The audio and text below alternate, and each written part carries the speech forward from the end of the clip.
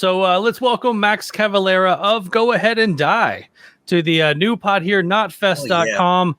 Unhealthy Mechanisms out now, and full on like over a 2-month tour coming up, man. That is wild these days. Normally tours are like 3 weeks now, and this list of dates is amazing, man. Yeah, we don't mess around, man. We go big or go home for us, man. You know, dude. When I saw the tour routing, I was like, who booked this thing? Yeah, because it's like you guys play like 2-3 weeks with what, like a day off? Yeah, like, it's rough. It's rough, and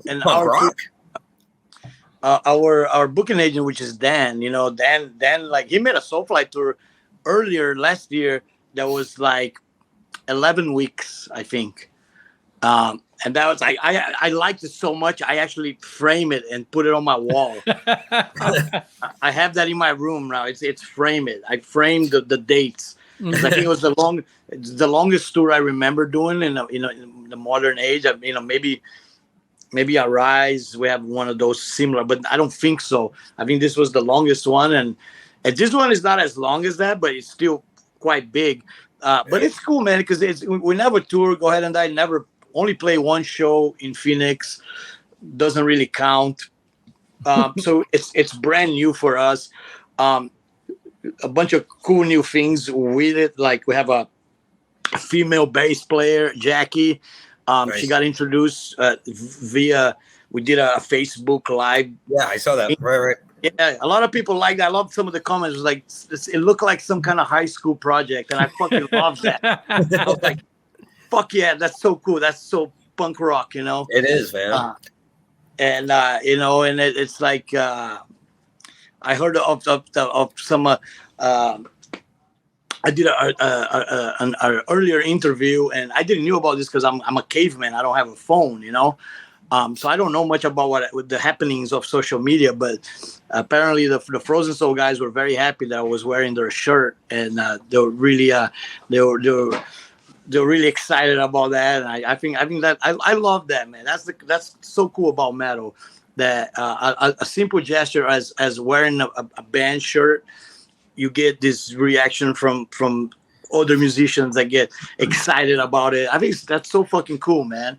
And I think Go Ahead and Die is right there. It's what's cool about it. It's right on the verge of like with the new stuff coming up, with going on to with Body Box, and I love all the new stuff coming out. The new 200 Stab Wounds, Jarhead Fertilizer. All these new bands are awesome, and I get to be part of that with Go Ahead and Die. Tip my toes a little bit on the new pond of metal coming out. Right. It's really cool. No, definitely. I mean, hell, back in the day, that's how I found out about bands. It was like, what shirt is Phil Anselmo wearing? What shirt is Max wearing? That was how I found out about bands. Like, I didn't know who Sludge Tunnel was until I saw you wearing it. Yeah, it was either that or the names of the bands, the band tank on the thanks list. Yeah, and the liner notes. Yeah, liner notes. That was a big one. Of course, today you have different things, like you have Spotify that give you similar bands, playlist type shit. But I love that the brotherhood between metal, and I think it's even cooler sometimes when you wear a band shirt that you actually don't know the band guys, and you're just wearing it because you like the band. Right. That makes it even cooler. I don't know how to explain. It's like eventually later you're gonna end up meeting them, and then and you become their friends. But a lot of times that happens, and I see a lot of photos of a lot of bands, young bands, and a lot of times they're wrapping Arise shirts. Schizophrenia is a big one, like a lot of the old stuff that I was involved with. And I think it's really cool. There's a huge respect for the material I created through my career, and I think that is awesome. That somehow I inspired these bands, and now I'm being inspired by them to do what I do.